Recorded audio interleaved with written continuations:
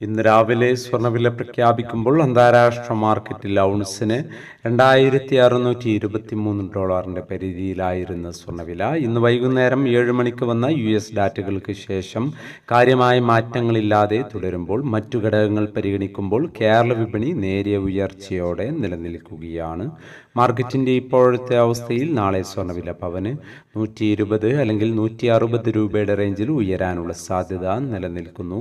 എന്നാൽ മാർക്കറ്റിൽ മാറ്റങ്ങൾക്ക് ഇനിയും സമയം ബാക്കിയാണ് എന്നുകൂടി ഓർമ്മപ്പെടുത്തുകയാണ്.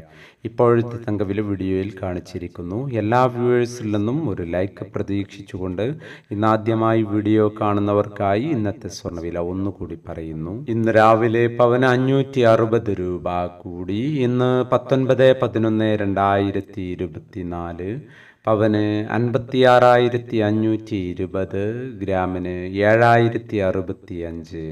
ഭിന്നിച്ചു നിൽക്കുന്ന KGSDA, സ്വർണ്ണഭവൻ തുടങ്ങിയ സംഘടനകൾ പ്രഖ്യാപിച്ച വില പവന് 56,320, ഗ്രാമിന് 7,040.